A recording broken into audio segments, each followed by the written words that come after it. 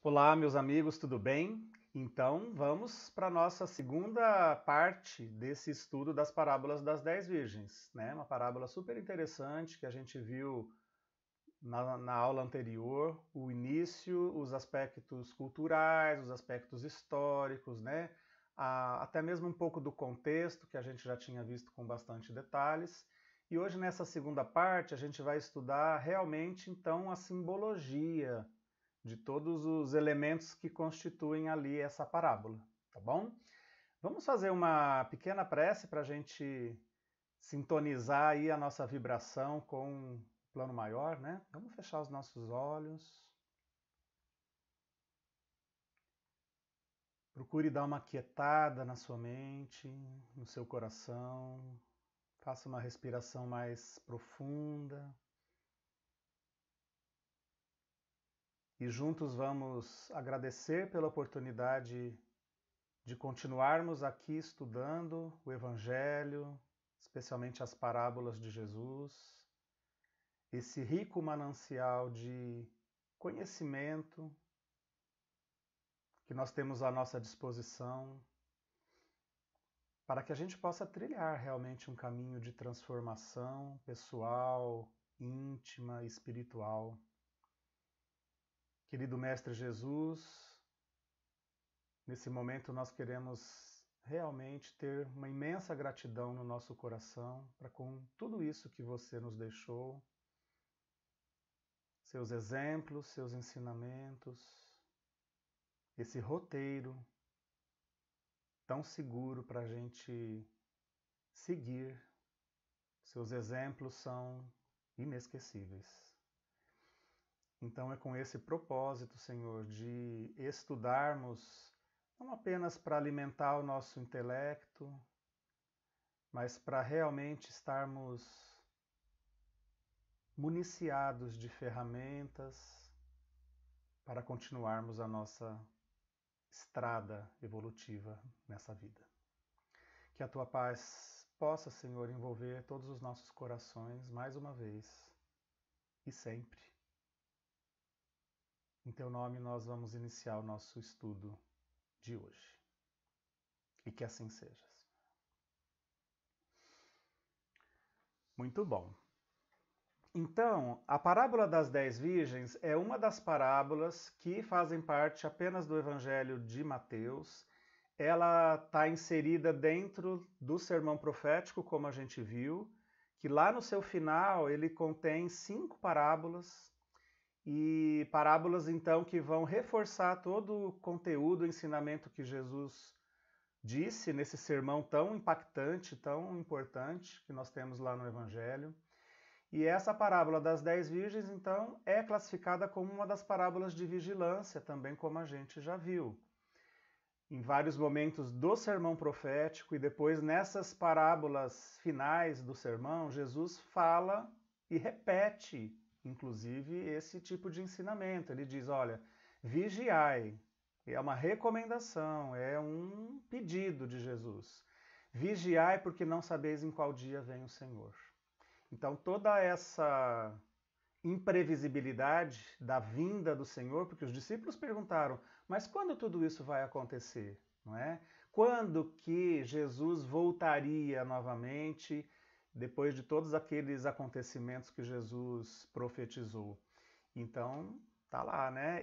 A gente não vai saber em qual hora, em que dia e exatamente em que momento vai vir Jesus nesse final dos tempos. Mas é que a gente precisa estar preparado, olha lá, estejais preparados, porque na hora em que não pensais vem o Filho do Homem.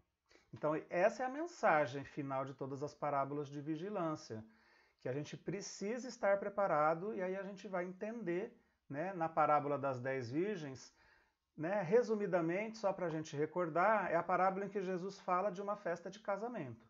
Então, ele começa dizendo que a parábola, que o reino de Deus, que o reino dos céus, né, melhor dizendo, porque essa é a narrativa de Mateus, o reino dos céus é semelhante a 10 virgens que foram esperar o noivo, né, numa festa de casamento. E aí começa falando que 5 eram prudentes, 5 eram imprudentes. e que elas então levavam as lamparinas, né, nas suas mãos com lamparinas acesas e elas ficavam lá na porta da casa do noivo, esperando a comitiva do casamento, o noivo e a noiva e os convidados chegarem. Só que enquanto elas estavam esperando o noivo, elas adormeceram. As 10 virgens adormeceram, porque o noivo estava demorando demais. Mas, num determinado momento, então, à meia-noite, como diz o texto, houve lá uma agitação, um clamor, e né, o pessoal fala assim, eis o noivo, né, saiam para segui-lo, para recebê-lo. E as 10 então se levantam, começam a preparar de novo as lamparinas, que na verdade precisava colocar óleo para que elas continuassem acesas. E aí então 5 delas viram que elas não tinham mais óleo. Aquele óleo que cabia naquela pequena lamparina tinha queimado todo, enquanto elas estavam aguardando e dormindo. E agora que o noivo chegou, elas precisavam acender de novo as lamparinas e não tinha mais óleo. Elas pediram um pouco de óleo para as outras 5, que tinham levado um recipiente com uma reserva de óleo. Então as 5 prudentes colocaram mais óleo, acenderam as lâmpadas, né, as lamparinas. As outras 5 pediram emprestado, mas as 5 que tinham levado disseram assim, olha, a gente não pode emprestar, né? Senão todo mundo vai ficar sem, vocês têm que sair e tentar arrumar esse óleo aí, em algum lugar. E aí elas saíram correndo para tentar emprestar ou comprar uma reserva de óleo, né, à meia-noite, como a gente viu ali, né, meio estranho onde elas iriam conseguir isso.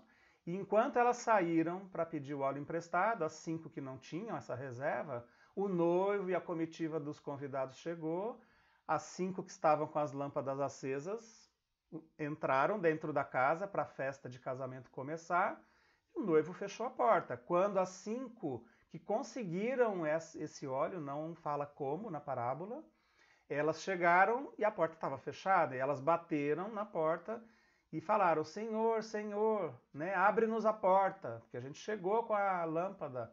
E aí lá de dentro o noivo diz assim, não vos conheço.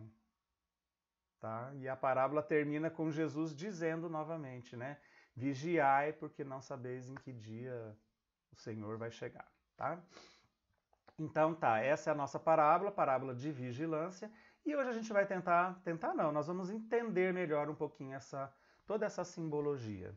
A questão do horário em que o noivo chega é um horário que chama a atenção, né? Porque está dentro desse contexto de imprevisibilidade, ou seja, a gente viu que as festas de casamento, elas começavam à noite, ao fim da tarde, ao escurecer. E muitas vezes, ok, o noivo demorava um pouquinho, porque a história toda era, ele ia na casa da noiva, dos pais da noiva, tinha uma pequena ceia muito simples ali, e depois o noivo e a noiva vinham, né, sentados em cima de um animal, do lombo de um animal, e vinha como numa espécie de cortejo, de procissão pelas pequenas ruas das vilas. E aí os convidados iam se agregando ali nessa procissão, né, para irem em direção à casa do noivo, onde a festa iria acontecer. Então tudo bem do noivo demorar um pouco, mas assim, meia-noite é um horário muito tarde para uma festa começar, vocês concordam? Então Jesus quis nessa narrativa, com certeza, mostrar isso. Falou, olha, não, a gente não sabe que horário que é. Ah, então tá, o noivo chegou 6 horas da tarde lá na casa da noiva, até umas 8h30, 9 horas, ele vai chegar, então a gente fica esperando. Mas aí deu 8h30, 9 horas, 10 horas, o noivo não chega, essa comitiva não chega.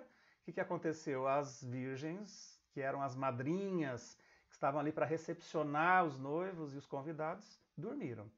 Então é muito tarde para começar uma festa. Então acreditem, né? Intencionalmente Jesus coloca esse horário na parábola. Agora a gente vai ver que, na verdade, não poderia passar da meia-noite, tá? Porque essas festas de casamento lá no Oriente Médio, Palestina, onde Jesus viveu, eram muito determinadas, tinha regrinhas, né? Tinha, vamos dizer assim, um cronograma, um script para seguir. As festas duravam vários dias. Mas então, se a festa, né, a festa de bodas, a festa nupcial, estava marcada para acontecer naquele dia e o noivo já tinha saído e o noivo tinha que voltar, não podia passar da meia-noite, porque depois da meia-noite já seria o outro dia, o dia seguinte, tá?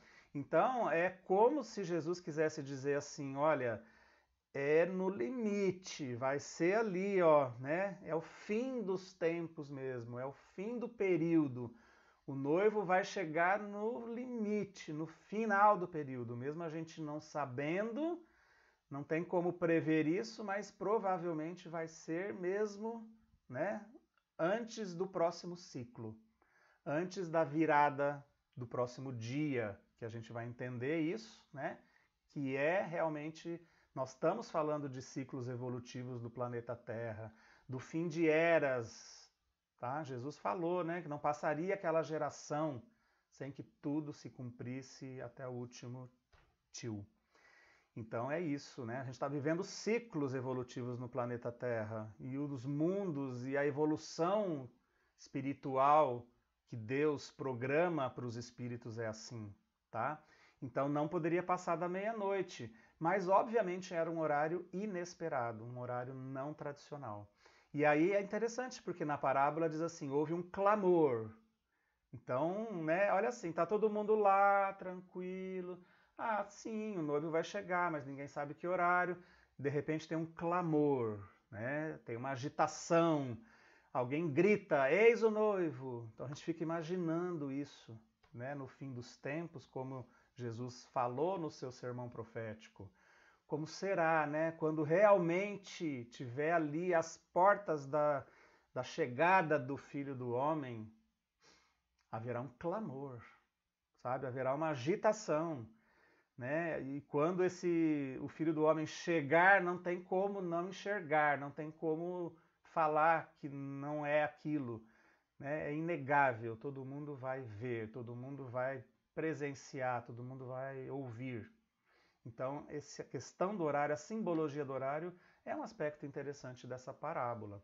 Assim como o número 10, que também já foi várias vezes questionado aí, né? Alguns textos que a gente tem de estudos dessa parábola falam a respeito dessa simbologia do número 10.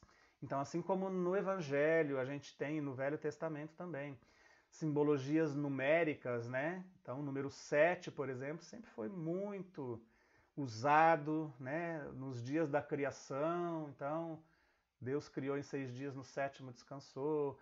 E Jesus falando, né, se a gente teria que perdoar 7 vezes, porque isso também estava no Velho Testamento, de que para você perdoar alguém, você teria que perdoar 7 vezes uma dívida do seu inimigo, né? Isso seria um perdão concreto, real.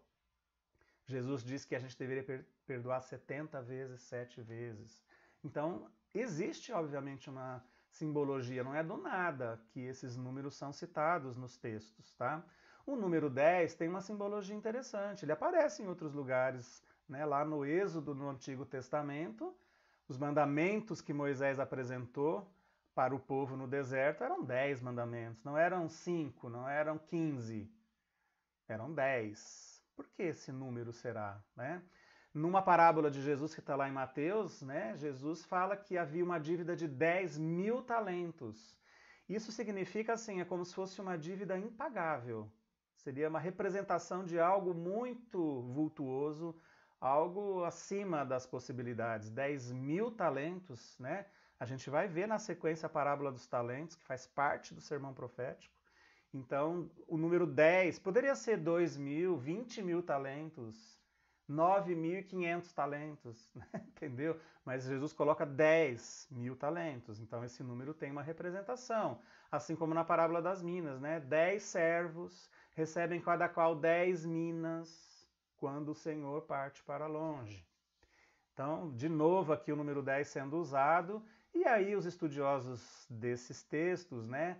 E que tentam buscar a representação simbólica desse número 10, tá lá ainda, né, a cura dos 10 leprosos. Lembram desse episódio, né? Jesus foi procurado por um grupo, né, fora da cidade, que os leprosos não podiam ficar dentro das muralhas da cidade, e eles ficavam sempre do lado de fora, esmolando, mendigando a caridade alheia.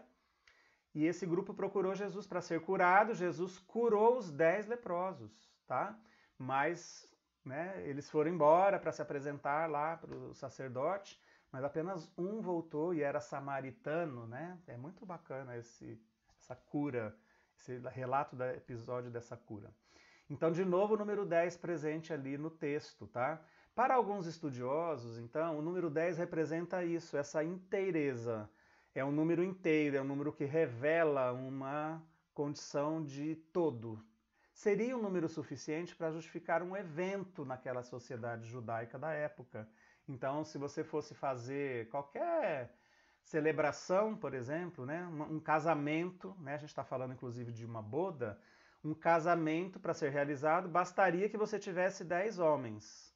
Então, bacana que não são 10 mulheres, tá? A lei lá, toda a tradição judaica é muito machista, né? Então, uma sociedade muito patriarcal e, obviamente, que as mulheres tinham muito poucos direitos. No caso, Jesus foi um dos que realmente trouxe um resgate da mulher, porque vários personagens, vários seguidores de Jesus também eram mulheres, e várias vezes Jesus usa mulheres como personagens das suas parábolas, até para valorizar essa figura e valorizar, né, essa igualdade de gênero que não haveria por que ser tão diferente assim, mas lá na sociedade judaica e na lei, nos escritos paralelos da lei judaica, tinham essas recomendações. Ora, eram necessários 10 homens judeus para formar uma companhia e celebrar Páscoa. Eram 10 homens para você celebrar uma cerimônia de casamento. Bastariam 10 homens para você fundar uma sinagoga. Né? Então, esse número 10 representava isso, a totalidade, tá? O número perfeito, o número, né, que traria essa noção de todo. E está aqui, então, as 10 virgens também citadas nessa parábola. Agora, bem importante a gente buscar entender de verdade a diferença entre essas 10, não é? Porque 5 foram classificadas como sábias, prudentes, vigilantes, e as outras 5 classificadas como tolas, imprudentes, loucas, nécias. Então, são vários termos que, né, são designados para elas. E aí, então, qual será a diferença entre essas 10? Claro, nitidamente no texto a gente tem que a diferença é que elas 5 levaram a reserva de óleos, as outras 5 não. Mas então, alguns aspectos a gente poderia destacar. Olha, todas as 10 foram convidadas. Elas eram madrinhas da noiva. Então, não havia diferença nesse aspecto. Todas elas tinham as lamparinas, não é? Todas elas foram para a porta da casa do noivo com a lamparina acesa para esperar o noivo. Inclusive, todas as 10 dormiram enquanto esperavam o noivo. Tá? Todas as 10 dormiram. Isso é um fato que chama atenção nessa parábola, né? Porque a gente poderia imaginar que a diferença é, então as imprudentes dormiram e as prudentes não dormiram, elas estavam vigilantes. E a gente viu que não é esse aspecto que é destacado na parábola, tá? Todas dormiram. Mas então, finalmente, né, realmente a diferença que se destaca, que Jesus quis demonstrar ali, é a reserva de óleo. É as 5 prudentes terem levado um vidrinho, um vidrinho não, provavelmente um frasco de barro, de cerâmica, né, que é o que se usava na época, com uma reserva de óleo, que a gente viu que era o óleo de oliva. Em relação ao comportamento das virgens, a gente vê um fato interessante. Quando o noivo chega e tem aquele clamor e elas todas levantam porque estavam dormindo, e aí então o que elas vão ter que fazer? O óleo que elas tinham levado enquanto elas estavam dormindo continuou queimando, provavelmente porque as lâmpadas eram pequenas, não cabia tanto óleo assim, provavelmente elas tinham se apagado. Então, à medida em que elas perceberam que o noivo chegou, elas se levantaram e tinham que acender novamente a lâmpada, porque o papel delas era esse, recepcionarem os noivos e a comitiva. E aí, quando as prudentes olharam, obviamente elas sacaram o seu frasquinho de reserva, encheram a lamparina e acenderam de novo. As outras ficaram desesperadas, por quê? E agora, como que a gente vai aqui recepcionar? É uma vergonha isso, né? A gente não está cumprindo o nosso papel aqui de recepcionar com a lamparina. É preciso lamparina, era meia-noite, estava escuro, elas não seriam nem enxergadas, nem vistas, né? E aí então elas pediram esse óleo emprestado. E isso é uma coisa bastante importante nessa parábola, no meu ponto de vista e de tantos autores que estudaram e comentaram esse texto. Porque, veja bem, assim como a gente precisa estar vigilante, preparado para essa vinda do Senhor no fim dos tempos, tá? Porque essa é a mensagem do sermão profético, a gente precisa ter o nosso recurso próprio. Esse recurso, esse óleo que a parábola representa, que é o que vai dar combustão, ele não pode ser emprestado. Então, se eu estou preparado ou não estou preparado, isso depende dos meus recursos pessoais. Não posso pedir virtudes e bens espirituais para as outras pessoas emprestado. Eu não posso chegar para minha esposa, para o meu filho, para os meus parentes e amigos e dizer assim, olha, me empresta um pouquinho da sua fé, me empresta um pouquinho da sua caridade, me empresta um pouquinho da sua paciência. Isso eu tenho que ter próprio. Eu tenho que desenvolver isso. É essa conquista, esse valor, esses bens espirituais, esses valores, né, tão importantes que a gente que é o nosso trabalho de conquista individual e evolutiva e espiritual na vida, cada um tem que realizar. A gente não pode emprestar isso, não tem como emprestar. Então, quando as 5 virgens prudentes, que tinham reserva de óleo, se negaram a emprestar o óleo para as imprudentes que não tinham, foi uma questão de egoísmo. Né? Nem seria uma questão de amar menos, tá? Mesma coisa que se você tem uma determinada virtude e alguém que não tem te pede emprestado, não é porque você ama menos aquela pessoa que você não emprestaria, é porque não faz parte do processo. Não tem jeito, não é assim que funciona. Então não é uma questão de egoísmo, não vou dar, não vou emprestar, só eu que vou entrar na festa.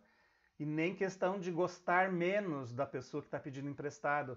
É que a dinâmica da vida, o processo da vida é assim. Cada um tem que ter o seu recurso. Cada um tem que ter a sua reserva de óleo. Então, que tolice seria pedir vivência espiritual emprestado. Talvez, mais uma vez, caracterize a imprudência e a falta de amadurecimento daquelas 5 virgens imprudentes.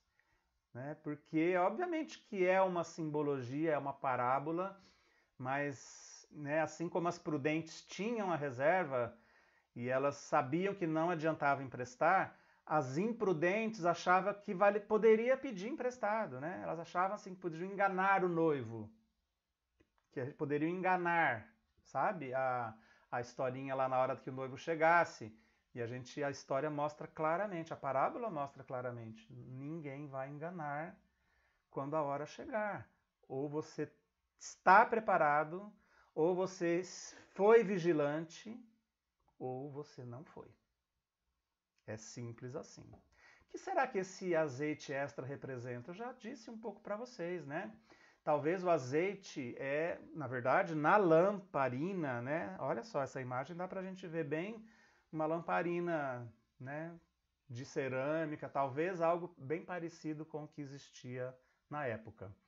O azeite nessa história, estão vendo aí no biquinho da lamparina tem um chumaço de um pano, um pavio, que por dentro está em contato com o óleo, está embebido no óleo, você coloca fogo e ela acende. Tá? O azeite é o combustível.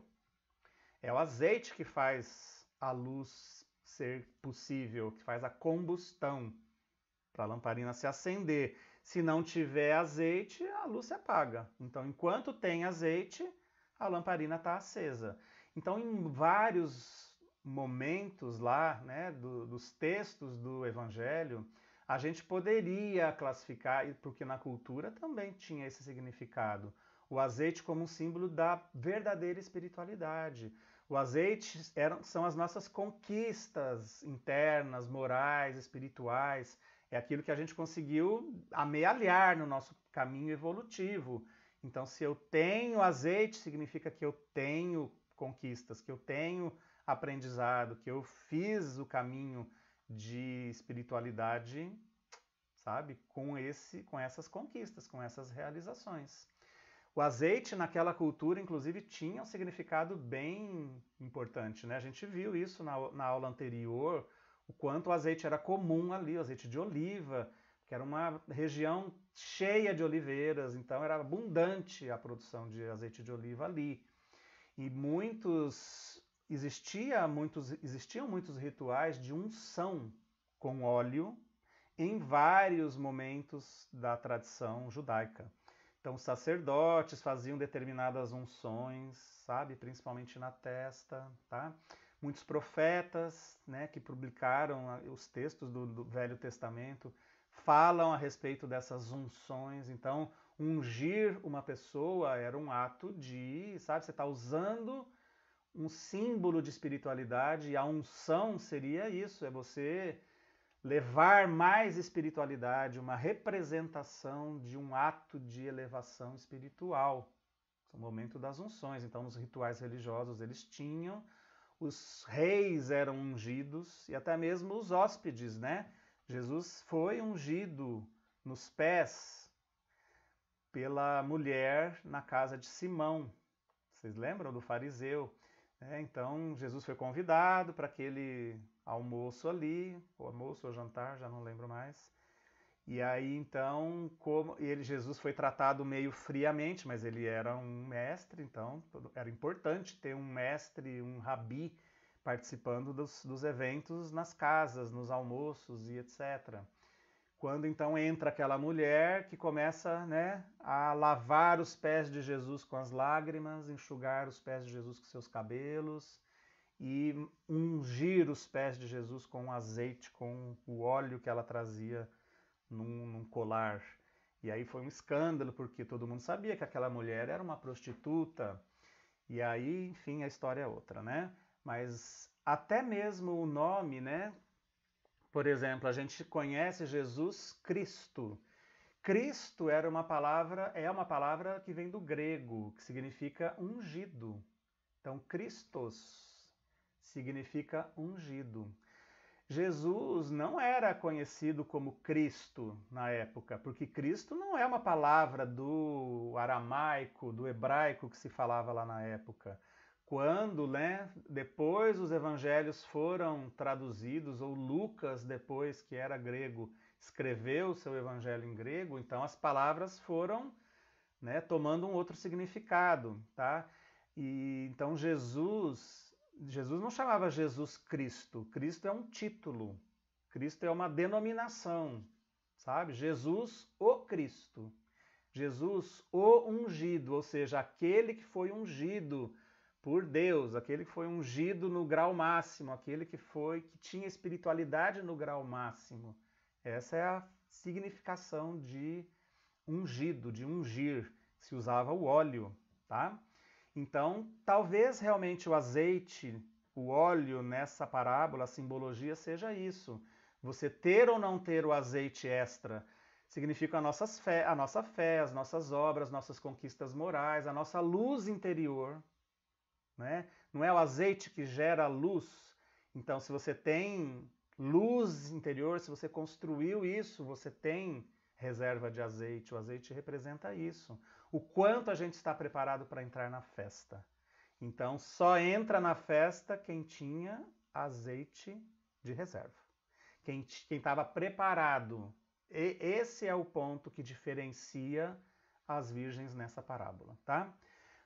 Disse para vocês, né, que a parábola é clara, todas as 10 virgens dormiram.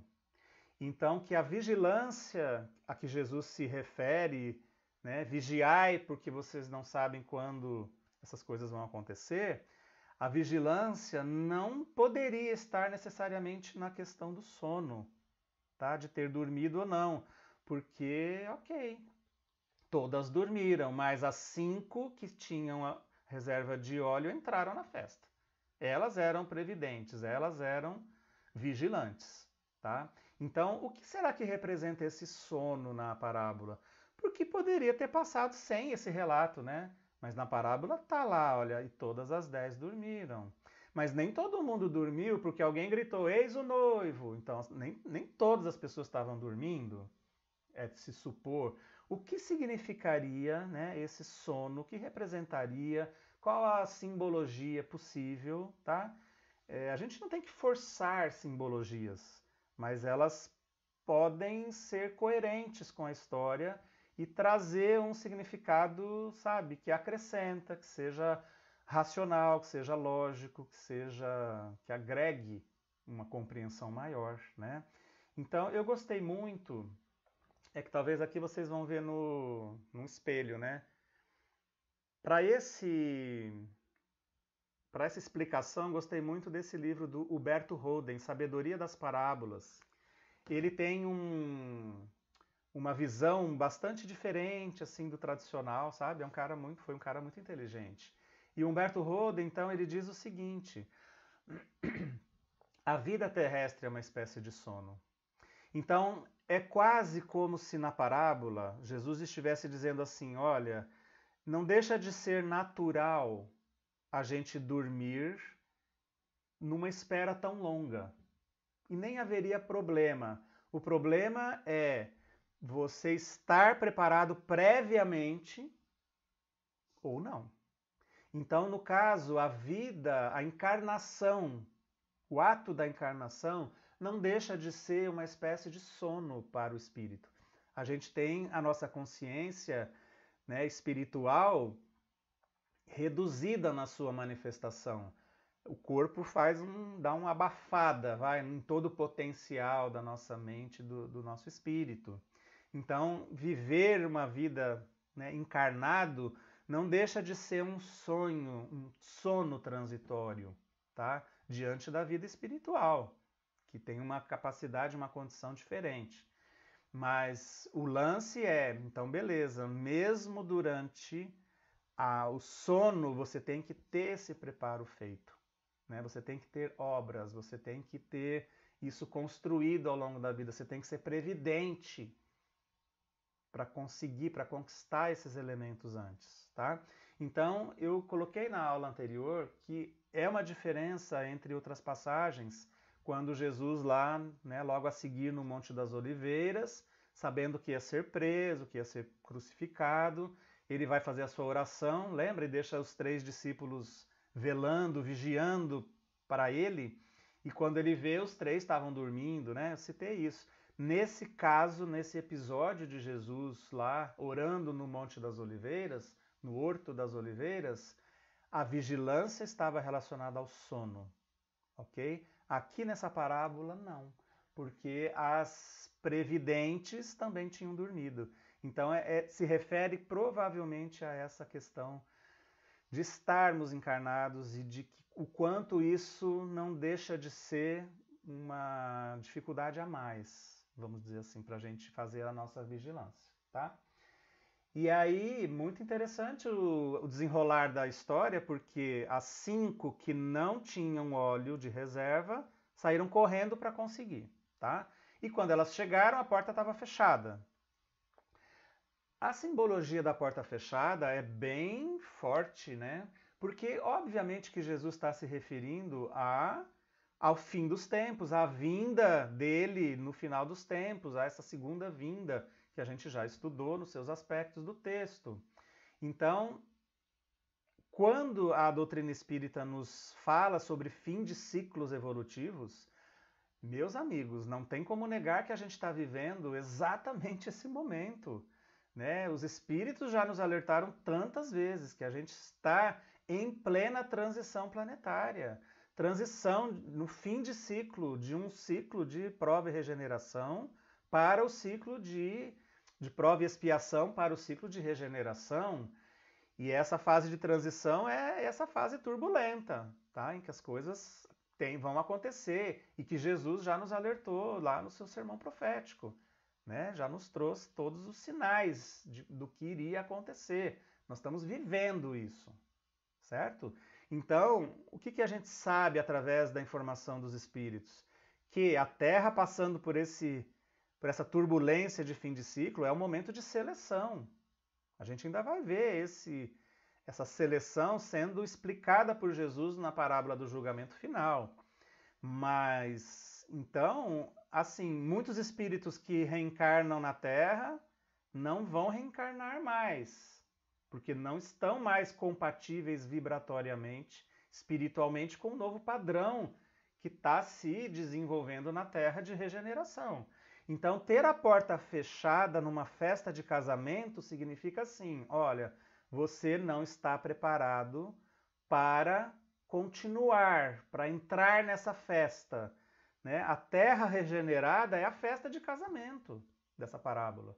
Então, se você não tiver óleo suficiente, se você não tiver preparo, se você não tiver uma vibração compatível com os novos valores desse mundo de regeneração, você não vai ficar na Terra. A porta vai estar fechada, você vai ficar do lado de fora. Então, a porta fechada representa essa impossibilidade de ficar na Terra regenerada por uma incompatibilidade vibratória. Não é um castigo, tá? Porque a regra é clara, né? Vamos dizer assim, usando o jargão do esporte. A regra é clara, ou você está preparado e foi vigilante, ou você não está, tá?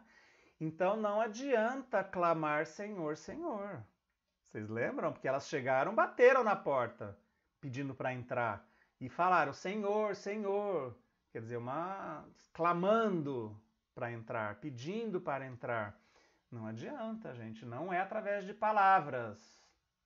É através de atitudes que elas tinham que demonstrar isso, tá? Então, como assim o noivo não as conhece, né? Porque a resposta do noivo foi essa: não vos conheço. E aí a gente teria que se perguntar, então, como a gente vai ser conhecido pelo noivo? O que precisa para a gente ser conhecido pelo noivo e poder entrar nessa festa? Essa resposta a gente vai ver nas parábolas seguintes, principalmente a do julgamento final. A dos talentos também, né? Porque a parábola dos talentos vai mostrar para a gente assim, ok, como se preparar. O que fazer com a sua luz, com a reserva de óleo? O que você tem que fazer com os talentos que você recebe? Né? Talento, no caso, é uma outra história na parábola. Mas com as capacidades e potencialidades que a gente tem por criação de Deus. O que eu faço com essas potencialidades? Como eu me preparo para essa evolução, para essas fases evolutivas do meu caminho? Então, como ser conhecido pelo noivo? Na parábola do julgamento final, é claro, Jesus vai falar exatamente assim, o que um fez, o que o outro não fez. E o que vai motivar essa separação, tá? Então, olha que interessante. Faz a gente pensar também no seguinte aspecto, tá? Porque as que não tinham óleo, elas falaram assim, então tá, né? Então beleza, a gente não tem óleo, vamos ficar aqui fora da festa, pronto, acabou. Uma resignação de ficar fora da festa e tudo certo. Quem tinha que entrar, entrou e elas não entraram. Mas não, elas foram atrás do óleo. Elas foram atrás de emprestar ou comprar esse óleo, né? Então, talvez elas tenham se arrependido de não terem sido previdentes ali. E elas queriam entrar na festa. Então, será que, vamos pensar em termos evolutivos, né? Quer dizer, aqueles que não estão preparados evolutivamente para permanecer na terra do mundo de regeneração. Será que se eles se arrependerem e continuarem e manifestarem o desejo de permanecer na terra, isso não basta? Será que isso não vai fazer com que essas pessoas permaneçam no planeta Terra de regeneração? Né? Não é cruel demais falar assim, olha, não vos conheço, não vai entrar, não vai ficar. Né? A gente vai estudar ainda na nossa última parte a visão espírita mesmo, né? As concepções espíritas que a gente pode tirar dessa parábola. Elas conseguiram o suprimento extra, não é verdade? Então a gente percebeu que de alguma forma elas também fizeram algo para merecer estar nessa festa. Elas, né, se arrependeram, elas foram lá e conseguiram esse óleo, tá? Mas não foram previdentes de fazer isso antes, né? Quando a gente faz um olhar para a gente, para nós mesmos em relação a isso, é muito importante a gente se perguntar, né? Principalmente para os nossos comportamentos religiosos. Então, olha só, hoje que a gente não está tendo praticamente a possibilidade de frequentar um templo religioso, né? Vamos colocar nós lá no Kardec, a casa não está com as atividades funcionando presencialmente, apenas online, não é? Então, veja bem que muitas vezes não é só uma questão de ter o rótulo religioso, né? Eu sou noiva, madrinha da noiva. Não adianta, eu sou espírita, eu sou católico, evangélico, budista, umbandista, ateu. Não é o rótulo que você está escrito na sua testa que determina se você vai ficar na festa, entrar para a festa ou não. Então, mesmo aqueles de nós que poderíamos dizer assim, ou pensar assim, então beleza, o mundo de transição vai chegar, né? A fase de transição está aí, o mundo de regeneração vai chegar. Lógico, eu sou espírita, eu vou ficar na Terra regenerada. Sou espírita. Então, percebe, não é isso que vai ditar. Não é isso que vai determinar quem vai entrar na festa ou não. É o óleo de reserva. É a conquista moral, é a conquista do que você amealhou durante a sua existência, durante esse processo aqui. Não se improvisa a transformação moral. Ok, sabe? Dá tempo de você falar, opa, deixa eu ir atrás do meu óleo, deixa eu ir atrás de melhorar, de conseguir realmente ser vigilante, previdente, ter a minha reserva, ter a minha luz. É isso, né? Os espíritos estão nos alertando. Dá tempo, não é? O noivo não chegou ainda. Tá para chegar, tá para chegar. Tá? Os alertas são esses o tempo todo. Então vamos atrás dessa reserva de óleo, não por rótulos, não por você ter. Tem a parábola da roupa nupcial, né? Das vestes nupciais também, se você está com uma roupa adequada para entrar numa festa ou não, mas deixa para lá que isso é uma outra parábola, tá? Eu gostei muito da reflexão do Huberto Roden, porque ele diz assim, bom, então tá. Jesus começou essa parábola dizendo assim, o reino dos céus é semelhante a 10 virgens. Então, imaginando que entrar na festa de casamento é você ter acesso ao reino dos céus, então o reino dos céus foi só para 5 virgens. Jesus falou, não, o reino dos céus é semelhante a 10 virgens. Então será que aquelas 5 que não entraram na festa, elas não teriam nunca mais o direito de ser admitidas? Vamos imaginar quem, na fase de transição, e quando chegar o momento da reclassificação de mundo de regeneração, aqueles que não puderem participar da Terra regenerada, aqueles que forem reencarnar em outros mundos, porque a gente sabe disso já, eles vão para mundos compatíveis com o seu grau de vibração. Mundos onde haverá choro e ranger de dentes, não é? Está lá ainda no sermão profético, nas parábolas. Então, a gente vai ver que não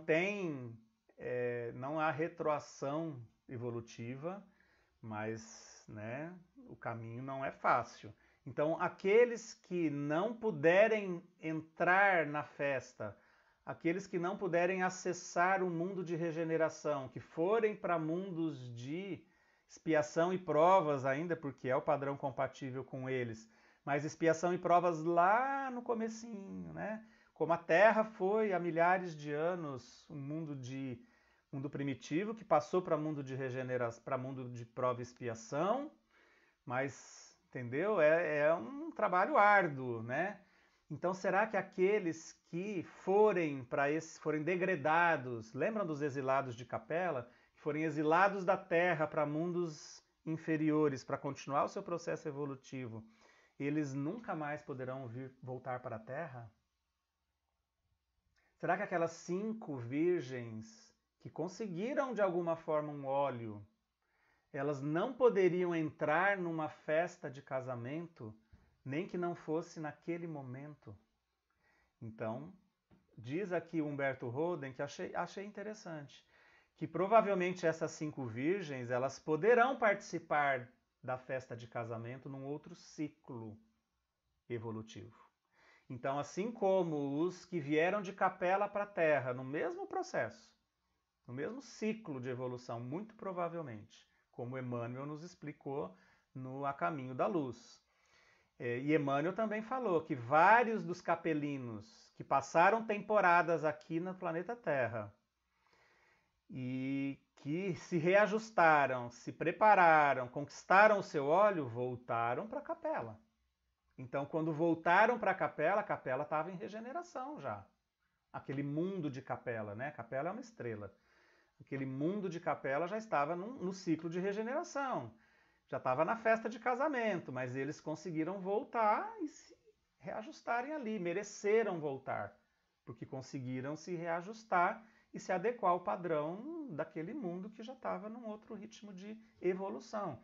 Então, a mesma coisa a gente poderia imaginar, porque a parábola é de 10 virgens. Então, as 10 vão, em algum momento, ter acesso ao reino dos céus. Porque senão Jesus teria dito a parábola das 5 virgens prudentes. Ele teria narrado, tinham 10 virgens, 5 eram prudentes, 5 eram imprudentes. Só as 5 prudentes entraram na festa, só as 5 prudentes merecem o reino dos céus. E ele falou que as 10, que o reino dos céus era semelhante às 10 virgens. Tá? Então, acho interessante, tá? Da gente fazer essas reflexões. O que vocês acham, né? Cada um tem um olhar diferente, tem tantos autores falando sobre isso. Bacana, gente. Nós estamos apenas colocando as possibilidades de reflexão, né? Então, olha essa imagem, né? Que é uma pintura medieval. Marca exatamente essa reflexão, né? Das 5 que ficaram do lado de fora, das 5 que entraram na casa com o noivo, ou seja, entrar na festa de casamento, na visão nossa espírita, é merecer ficar na terra regenerada após essa vinda do Filho do Homem. Então, na simbologia, rapidamente e finalizando já, a gente poderia dizer quem é o noivo? Jesus.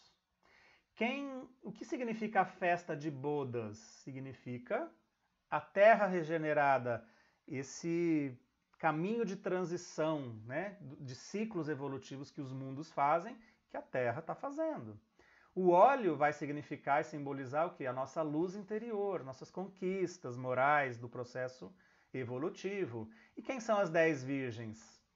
Talvez todos nós, né, candidatos a um mundo de regeneração. Então, a gente vai entrar na festa ou não, dependendo da nossa vigilância, do nosso preparo. Será que nós estamos vigilantes, meus amigos? Será que nós que estamos estudando juntos aqui, agora, né, parábola de Jesus das 10 virgens, será que a gente faria essa reflexão? Nós estamos sendo vigilantes? Vamos pensar, né? Vamos pensar como têm sido as nossas escolhas. Será que nós estamos nos preparando adequadamente para não ficarmos sem óleo? Então, eu tenho certeza de que na continuidade dos nossos estudos, como eu já disse aqui, quando a gente estiver estudando a parábola dos talentos e do julgamento final, a gente vai entender ainda um pouco melhor tudo isso, mas já é um início de reflexão que a gente gostaria de trazer aqui. Ok? Então a gente encerra essa aula falando sobre os aspectos simbólicos da parábola das 10 virgens. Na nossa próxima aula, então, né, da semana que vem, a gente vai ter uma live planejada, né? Ainda vou confirmar com o nosso grupo lá de monitores, com o Paulo, com a Denise e com os outros colegas, se a programação está realmente mantida. Eu creio que sim, porque aí na live a gente tem a oportunidade de até trocar um pouquinho mais de dúvidas, perguntas, novos pontos de vista dos outros colegas, né? Aqui está sendo uma uma apresentação de algumas reflexões, tá bom? Mas na próxima aula e na última parte, então, a gente vai ver um pouquinho mais os detalhes que a doutrina espírita nos traz a respeito dessa parábola e do contexto dos ciclos evolutivos dos mundos, para a gente entender bem direitinho assim, o que Jesus quis nos mostrar com essa parábola tão interessante. Combinado? Gente, gratidão pela companhia de vocês aqui nessa aula e nos vemos aí na próxima etapa do estudo para a gente finalizar a parábola das 10 virgens, tá bom? Fiquem com Deus, um grande abraço para todos.